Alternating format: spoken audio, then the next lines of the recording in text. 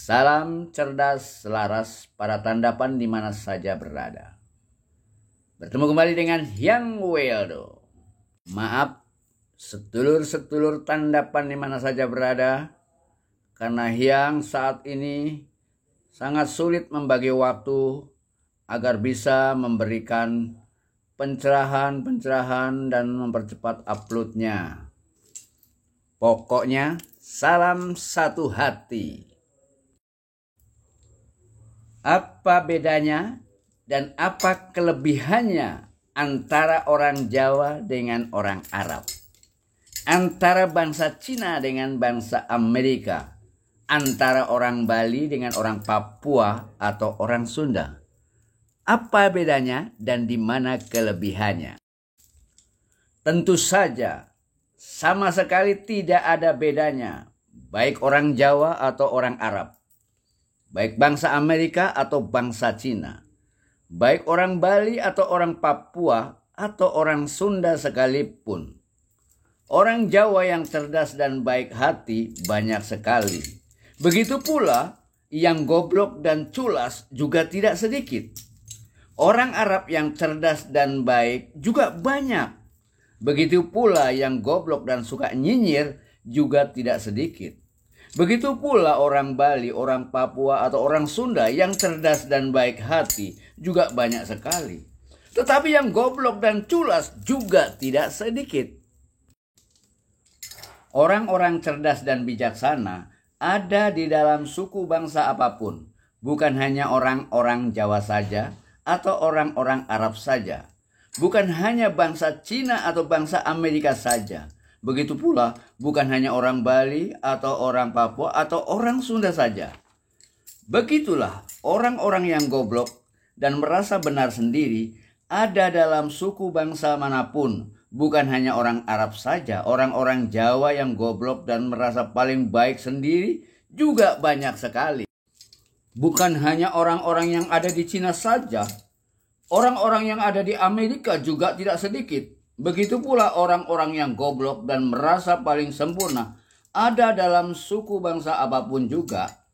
Bukan hanya orang-orang yang ada di Papua saja, bukan hanya orang-orang yang ada di Sunda saja, dan bukan hanya orang yang ada di Bali saja. Dimanapun juga berada, selalu ada orang-orang yang merasa dirinya paling benar dan merasa paling baik sendiri. Yang namanya manusia dimanapun juga sama. Ada yang goblok dan jahat, dan ada pula yang cerdas dan bijaksana. Sekalipun ada manusia baik dan juga ada manusia buruk, itu adalah fakta, bukan berarti nilai-nilai dualitas itu ada di dalam kenyataan. Karena nilai-nilai dualitas hanya aktif di wilayah keyakinan, pikiran dan mentalitas manusianya. Dan itu bukan di wilayah kenyataan yang sebenarnya. Yang membedakan manusia yang satu dengan manusia lainnya bukan karena warna kulitnya atau bentuk hidungnya, bukan karena agama dan kebudayaannya, juga bukan karena faktor kecerdasan intelektualnya atau kemajuan teknologinya. Yang membedakan manusia hanya dalam dua perbedaan yang mendasar, yaitu ada manusia yang sudah bebas merdeka dan ada pula manusia yang masih dalam perbudakan dan penjajahan yang dilakukan oleh pikiran, ego, dan segala nafsu-nafsunya.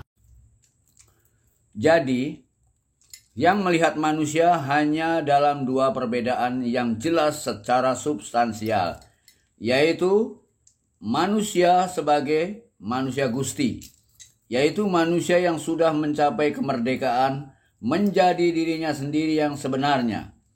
Manusia gusti dalam langkah-langkah kehidupannya yang merdeka selalu ingin mengajak manusia lainnya untuk merdeka pula. Begitu pula dengan manusia yang jenis kedua, yaitu manusia budak atau manusia kawulo. Manusia budak adalah manusia yang masih diperbudak dan masih terperangkap oleh keterbatasan pikiran, keyakinan, dan pengetahuannya sendiri. Manusia-manusia budak sebagaimana keadaan dirinya sendiri yang masih diperbudak oleh pikirannya. Maka dalam langkah-langkahnya, para budak ini selalu ingin menularkan keterbatasannya, selalu ingin menularkan kebodohan dan kefanatikannya kepada orang-orang yang lainnya.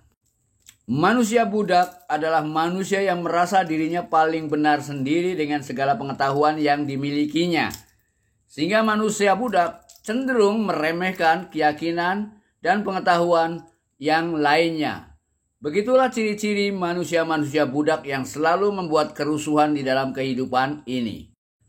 Tidak sedikit orang-orang yang masih terjajah oleh pikiran dan keyakinannya, yang merasa benar sendiri dan selalu mengajak yang lainnya ke dalam perbudakan yang sama. Inilah kaum Sudra yang hina.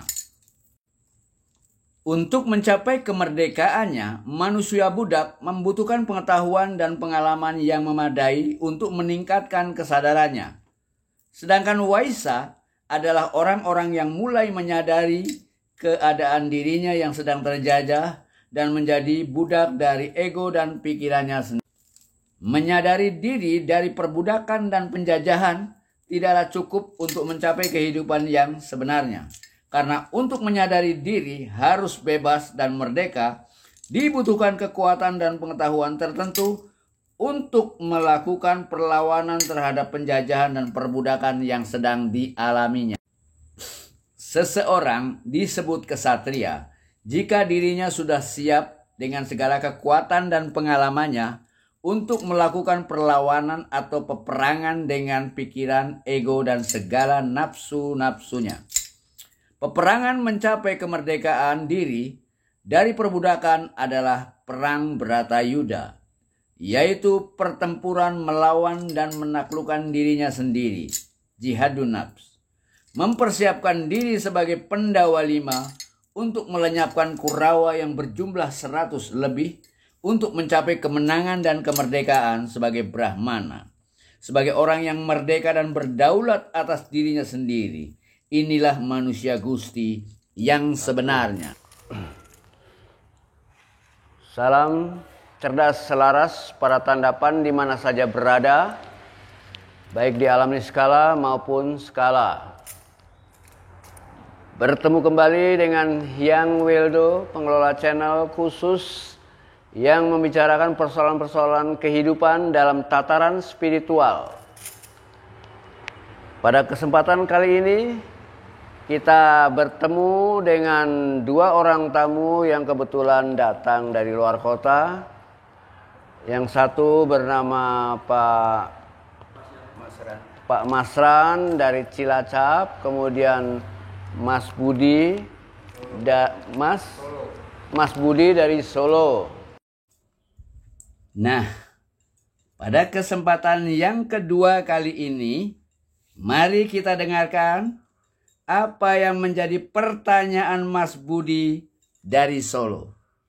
Oke, lanjut. Sekarang kita bertanya kepada Mas Budi apa yang ingin diutarakan pada kedatangannya kali ini. Silakan Mas Budi. Ya, Rahayu. Rahayu. Saya Budi dari Solo. Ya. Ini menyampaikan dan juga bertanya. Ketika saya nonton wayang, ada beberapa karakter dari pelakon wayang, ada nama-nama untuk Arjuna, Bima, atau banyak yang lainnya itu kurang itu hafal. Sampai Bisma, nah itu memang ada caranya apa cuma mitos gitu. Yang jadi pertanyaan apa? Apakah wayang cerita yang ada di dalam wayang itu benar-benar pernah ada atau sekedar hanya cerita atau mitos, begitu maksudnya? Ya, Oke. Jadi kalau kita mendengar wayang, mungkin di Jawa kita seringkali mengetahui wayang lewat pagelaran-pagelaran wayang golek seperti di Jawa Barat atau wayang kulit seperti di Jawa Tengah. Dan saya sendiri dulu juga mengetahui wayang banyak dari komik, ya. Banyak dari komik, bahkan saya sendiri juga sering nonton wayang kulit sampai semalam suntuk. Ya, awalnya Hyang juga merasa bahwa cerita wayang itu hanya sekedar cerita, tuntunan yang ada di balik tontonan itu merupakan upaya dari para penasehat, para pengingat, bagaimana caranya kita memberikan pesan-pesan agar dia memberikan kesan, maka dibutuhkan cerita. Ya kan? Kalau kita menasihati seseorang hanya dengan kata-kata, janganlah kamu berbuat buruk itu tidak baik, itu pesan. Ya, kalau tidak ada ceritanya, pesan itu seolah-olah tidak memberikan kesan apa-apa. Ya, tidak memberikan, apa maksudnya tidak boleh berbuat buruk? Tapi dengan membuat cerita, seolah-olah di sana diceritakan orang yang perbuatannya buruk, nanti akibatnya seperti ini. Di sana ada cerita, sehingga di sana ada keinginan pesan-pesan tadi akan tersimpan dalam kesan-kesan. Jadi pesan tadi disampaikan lewat kesan-kesan. Nah, tapi celakanya seringkali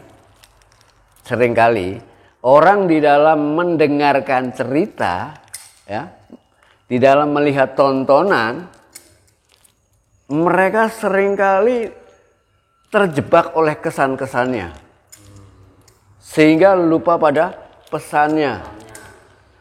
Mereka asik nonton tapi tidak tahu tuntunan yang disampaikan di dalamnya. Itu salah satunya di sana, ya. Nah, kemudian lama-kelamaan banyak pertanyaan. Apakah cerita wayang ini hanya sekedar tontonan saja, ya? Ataukah memang tokoh-tokohnya itu pernah ada? Ya, mungkin pertanyaan ini bagi semua pihak masih abu-abu. Sebagian besar mungkin mengatakannya sebagai mitos atau sekedar tontonan saja. Tapi kalau kita lihat di film-film India yang berbau wayang, bahkan sampai-sampai seolah-olah digambarkan bahwa wayang itu nyata ada. Sampai-sampai di India itu ada tempat-tempat, ya, yang namanya persis ada di dalam wayang-wayang, seolah-olah wayang itu pernah ada. Nah, itu kalau kita tanya di India mungkin bisa saja terjadi. Ya. Tapi yang Hyang ketahui, yang Hyang alami, cerita tentang wayang itu memang ada, ya. Tapi dia bukan di tataran fisika. Ya, dia ada di wilayah metafisika. Ya. Karena kehidupan manusia memang secara total sadar di wilayah fisika. Sadar di wilayah fisika.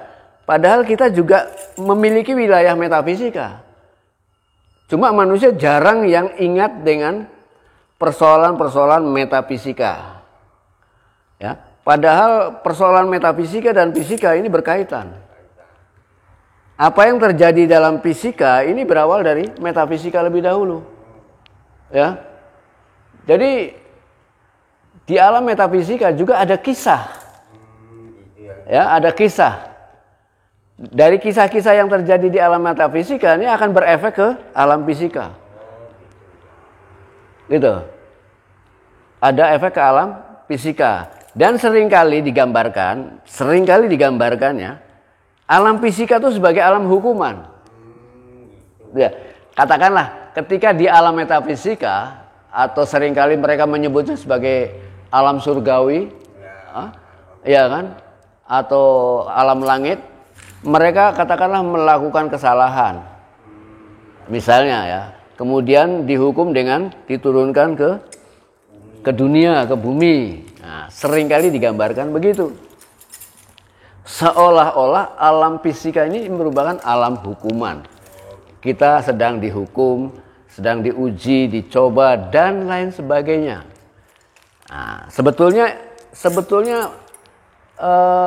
tekanan-tekanan semacam itu agar orang-orang yang ada di bumi ini memiliki kesadaran seperti itu dan akhirnya mendorong manusia yang ada di bumi mampu melakukan kebaikan agar bisa kembali lagi ke asalnya di alam metafisika kembali, ya, gitu. Tapi sebetulnya yang terjadi gini, ada 3 alam sebetulnya.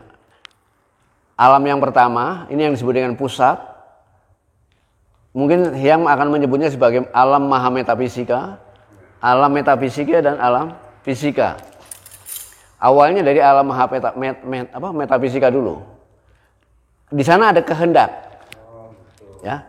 Dari kehendak ini turunlah ke alam metafisika. Di dalam alam metafisika ini juga memiliki berbagai macam persoalan, ya. Jelas persoalannya di wilayah metafisika yang kemudian akhirnya turun ke alam fisika. Tapi setiap alam itu punya tekanan-tekanan sendiri, ya. Contohnya gini, kalau di alam yang paling tinggi itu seolah-olah digambarkan bahwa alam fisika ini adalah surga, ya. Atau dengan kata lain, alam fisika ini alam permainan, alam yang penuh dengan mainan-mainan. Kita bisa bermain-main di alam fisika dengan berbagai macam bentuk. Kita boleh menggunakan berbagai macam tubuh sebagai kendaraan. Dan kita akan merasakan berbagai macam sensasi dalam mengalami kehidupan di alam fisika. Jadi sama seperti kita, ada apa? Ada sebuah taman yang memberikan permainan kita. Di sana banyak sekali pilihan-pilihan. Setiap permainan itu akan melahirkan sensasi yang luar biasa. Nah, seperti itu. Jadi orang-orang di alam metafisika itu seolah-olah dirangsang agar tertarik ke bawah. Mereka agar turun ke bawah. Begitu pula yang di bawah akan mengatakan bahwa kita sekarang ini dalam keadaan berdosa. Karena itulah sebabnya kita diturunkan ke bawah. Kita harus mensucikan kembali, menjaga kebaikan agar kita bisa naik kembali ke langit. Kan gitu. Ini sebetulnya hanya tekanan-tekanan agar terjadi perputaran atau siklus. Yang di bawah harus ke atas, yang di atas harus ke bawah. Itu sebetulnya seperti itu. Kalau yang ingin menceritakan secara detail, ini akan jadi rahasia. Terutama dari alam maha metafisika ke alam fisika, ke alam metafisika ini banyak rahasia yang belum bisa diungkapkan. Sudah bisa sebetulnya, tapi terlalu dini untuk menceritakan yang di sini. Tapi peristiwa-peristiwa yang ada di alam metafisika ke fisika, nah ya contohnya yaitu wayang. Nah, mungkin contoh yang paling jelas misalnya gini. Seperti cerita tentang Mahabharata. Ya, Mahabharata adalah cerita tentang bagaimana terjadinya pertarungan yang ada di alam metafisika diri kita sendiri. Secara jagat kecil, secara mikrokosmik.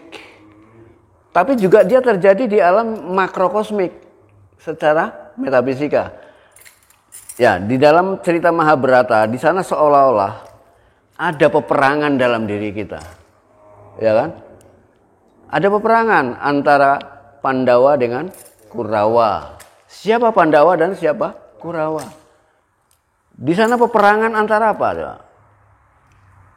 Antara tujuan-tujuan kebaikan dengan keinginan-keinginan. Dan di sana kita banyak sekali terseret oleh keinginan-keinginan yang pada akhirnya melahirkan kesengsaraan, penderitaan dan lain sebagainya. Di sana seperti terjadi saling berebut, yang pada akhirnya klimaknya adalah perang Bratayuda. Dalam perang Bratayuda diceritakan Di sana ada kelima Pandawa melawan Kurawa. Di situ kan cerita tentang diri kita, tentang diri kita di alam metafisika, tentang diri kita di alam metafisika. Bercerita tentang bagaimana kita mampu melawan ego dan nafsu kita sendiri. Yang sering digambarkan musuhmu adalah dirimu sendiri. Seolah-olah musuh itu tidak jauh dari kita. Dia ada di dalam diri kita yang berupa ego dan nafsu-nafsu. Nah, itu digambarkan dengan 100 Kurawa dan 5 tokoh Kurawa juga. Itu merupakan kelengkapan ego dan nafsu. Oh, Bima. Seperti Bhisma, Durna, Karna, Aswatama, Sangkuni. Nah, semua tokoh-tokoh ini ada di dalam diri kita. Ya, di dalam diri kita yang harus kita lenyapkan. Ya. Nah, ketika kita mencoba untuk melakukan satu peperangan untuk melenyapkan para Kurawa ini, itu akan kita alami sebagai sebuah perjalanan. Perjalanan siapa nih? Perjalanan dari kelima Pandawa. Iya. Maka perjalanan spiritual manusia harusnya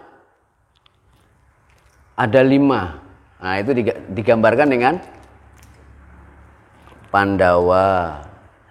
Jadi setiap tokoh-tokoh di dalam kisah kisah Pandawa ini itu melambangkan komponen-komponen di dalam diri kita yang amat penting. Seperti Yudhistira. Siapa Yudhistira? Siapa Bima? Ya kan? Siapa Arjuna? Dan siapa Nakula dan Sadewa? Ya, mungkin secara singkat yang bisa menceritakan, Yudhistira itu menggambarkan pikiran kita. Ya, karena seringkali dalang menggambarkan Yudhistira itu sebagai tokoh utama dalam Pandawa yang berdarah putih. Ya kan? Kalau berjalan tidak menyentuh tanah dan tidak pernah berbohong. Yang digambarkan di sini adalah Yudhistira. Artinya apa? Yudhistira itu digambarkan sebagai pikiran kita sendiri. Bahwa pikiran yang secara material adalah otak. Memang dia nggak pernah menyentuh tanah. Karena yang berjalan kan selalu kaki kita yang menyentuh tanah. Dia berdarah putih karena memang otak itu warnanya putih.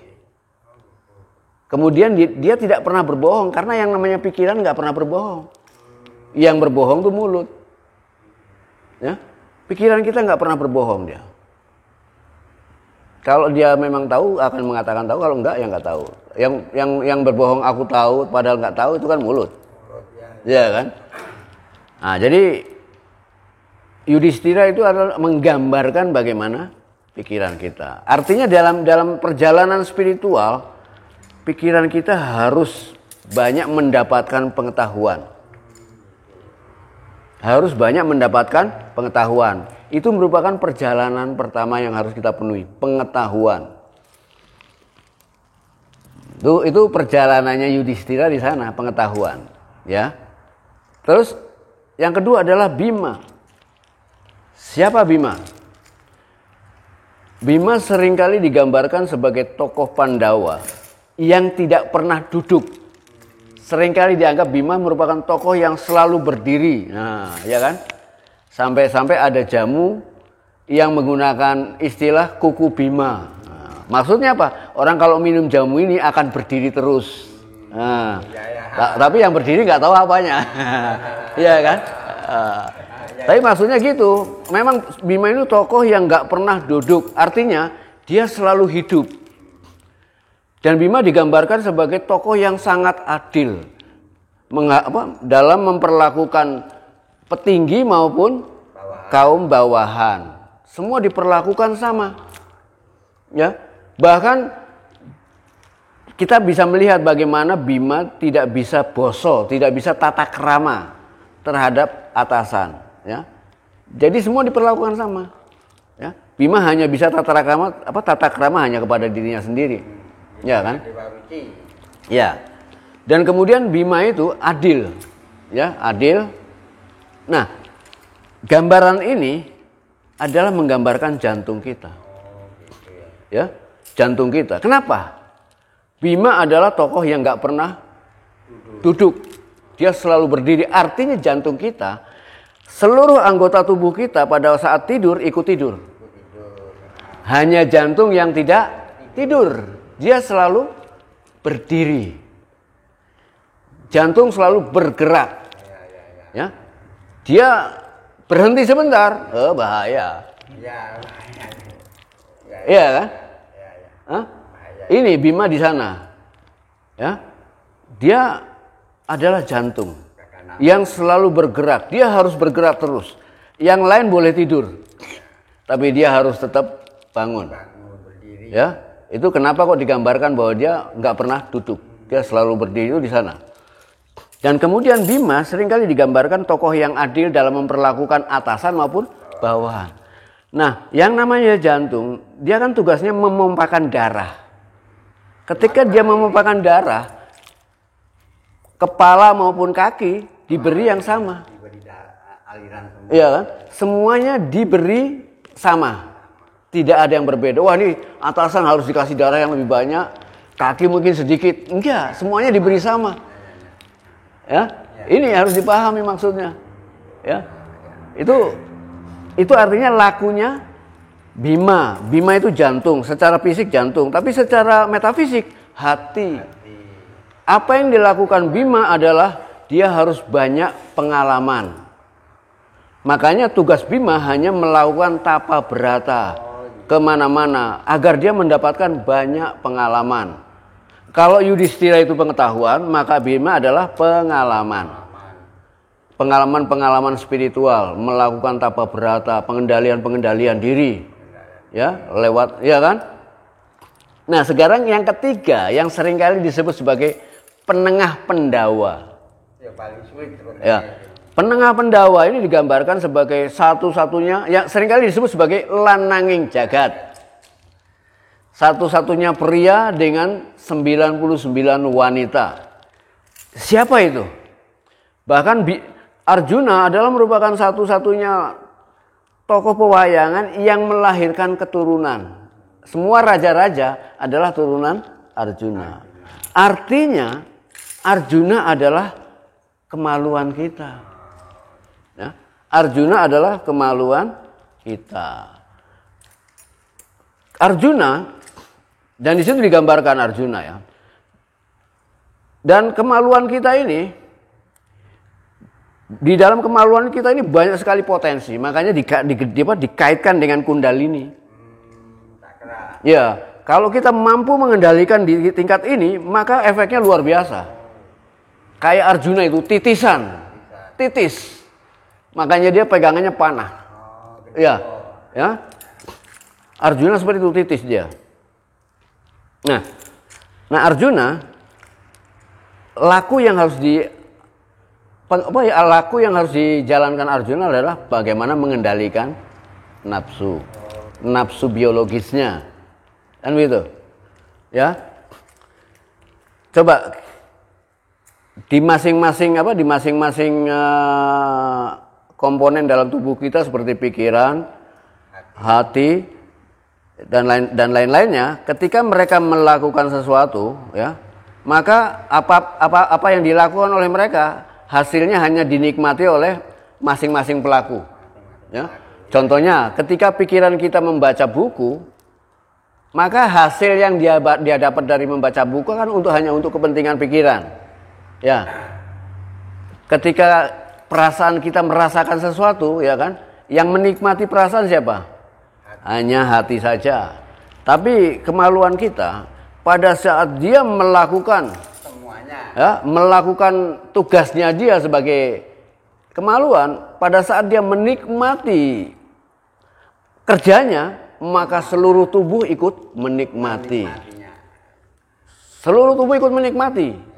Oleh karena itu seringkali digambarkan ketika Arjuna mendapatkan seorang istri dan istri itu dibawa pulang ke rumah, mengatakan kalau gitu berikan saudaramu juga harus dikasih. Sampai-sampai Arjuna bingung, loh bagaimana mungkin saya punya istri satu kok dibagi 5? Nah, itu maksudnya di sana. Artinya seluruh anggota tubuh kita ikut merasakan. Nah, maka meditasi tingkat tinggi sebetulnya ada di kemaluan. Pada saat orang melakukan hubungan seksual, itu kita betul-betul konsentrasi. Iya, kita berpikir sedikit, wah wes, tidak berdiri lagi. Ya, artinya fokusnya luar biasa di tingkat itu. Ya seperti Arjuna itu. Jadi Arjuna adalah lambang dari yang menurunkan raja-raja ya memang ini. Yang menurunkan anak-anak gitu. Itu seringkali digambarkan sebagai Arjuna. Nah, perjalanan manusia dalam mengemban, dalam meningkatkan spiritualitas bukan hanya meningkatkan pengetahuannya, bukan meningkatkan pengalamannya, tapi juga harus mampu menjaga dan mengendalikan kehidupannya dalam berumah tangga.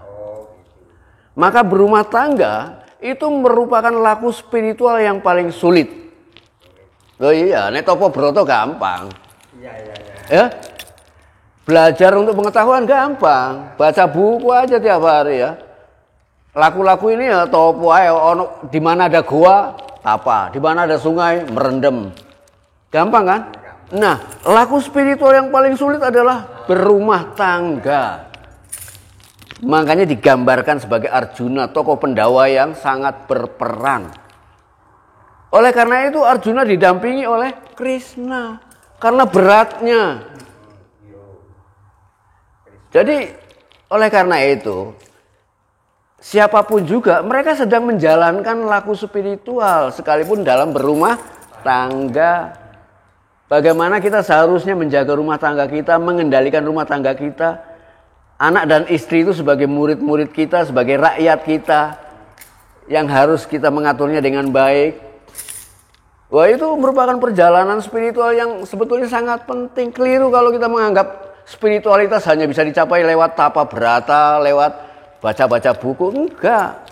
Intinya ada di situ kebahagiaan. Bagaimana? Ini perjalanan spiritual yang paling tinggi. Ya. Jadi itu makanya harus lengkap. Pengetahuan Yudhistira, pengalaman Bima, dan bagaimana menjalankan kehidupan berumah tangga, bersosialisasi. Itu Arjuna. Kemudian siapa Nakula dan Sahadewa? Nakula dan Sahadewa itu saudara kembar. Siapa saudara kembar dalam tubuh kita? Tangan dan kaki. Tangan dan kaki seringkali disebut anggota tubuh. Tapi keduanya punya tugas sendiri-sendiri. Tangan itu artinya melakukan perbuatan, kaki artinya melakukan perjalanan. Bagaimana kita mengendalikan tangan kita agar bermanfaat. Dan bagaimana kita mengendalikan perjalanan kita agar dia menemui tempat-tempat yang bisa membuat dirinya semakin berkembang. Melakukan perjalanan hidup, membuat karya-karya cipta yang bermanfaat, itu tangan. Jadi laku spiritual itu ada 5. Yang satu adalah bagaimana mengembangkan pikiran kita sehingga kita memiliki wawasan yang luas. Kedua adalah bagaimana kita melakukan mengembangkan pengalaman-pengalaman batiniah kita, ya, agar kita punya pengalaman yang tinggi sehingga ada kesetarapan, ada keseimbangan antara pengalaman dan pengetahuan, antara wawasan dan pengalaman. Kemudian bagaimana keadaan rumah tangga kita itu merupakan cerminan dari tingginya tingkat spiritualitas kita, gitu kan? Dan kemudian perjalanan dan karya itu di tingkat 4 dan 5. Jadi orang kadang-kadang sering melakukan perjalanan. dari gunung ini ke gunung itu, dari gua ini ke gua itu. Seringkali disebutkan sebagai ziarah, metirte. Nah, itu merupakan laku yang paling terakhir malah, lakunya kaki. Sadewa. Nah, seperti itu ceritanya. Jadi kalau Pandawa ini sudah dipersiapkan dengan segala macam kekuatannya, baru dia bisa melakukan pertarungan dengan Kurawa. Kurawa ini ego. Ego itu terdiri dari 100 komponen. Nah, kemudian ada komponen lainnya yang disebut dengan Bhisma. Bhisma itu melambangkan apa? Dalam diri kita Bhisma itu melambangkan kepanatikan. Kita fanatik pada keyakinan tertentu. Dan ini akan jadi penghalang. Bhisma itu lambang kepanatikan kita, lambang keyakinan kita yang kuat. Ini akan jadi penghalang dalam perjalanan spiritual kita. Makanya dia pun harus dilenyapkan. Fanatisme. Durna, siapa Durna? Durna ini adalah tokoh yang punya dendam. Dia pendendam. Orang-orang yang kecewa ini Durna. Ya. Dalam diri kita ini banyak sekali kekecewaan dendam di Durna. Nah, Sengkuni adalah provokator. Dalam diri kita juga ada tokoh ada provokasi, suka memprovokasi. Misalnya kalau kita tidak menyukai seseorang, kita juga seringkali ngajak orang lain agar tidak menyukai dia juga. Hah? Iya kan, ini kan provokator kan gitu. Kita nggak, kalau kita bodoh, kita juga ngajak orang lain untuk bodoh. Iya. Tapi yang jaga juga mau. Mau, gitu kan? Ini itu Sengkuni. Nah, sedangkan karena itu adalah iri dengki. Coba karena itu dia lahir disia-sia sama ibunya. Sedangkan yang disayang Arjuna atau Pandawa. Sehingga karena dendam sekali sama saudara-saudara Pandawanya. Itu karena apa? Karena iri. Jadi sifat iri adalah karma. Sifat iri ini sakti. 5 orang ini sakti ya. Bhisma, Durna, Sengkuni mungkin kurang sakti. Karena ya. Terus Aswatama. Kalau Aswatama itu jiwa pengecut. Dalam diri kita kadang-kadang juga ada muncul rasa pengecut. Nah, semua tokoh Kurawa ini harus dilenyapkan yang ada di dalam alam metafisika diri kita sendiri. Ya, seperti itulah penjelasannya mungkin panjang. Demikian, Mas Budi.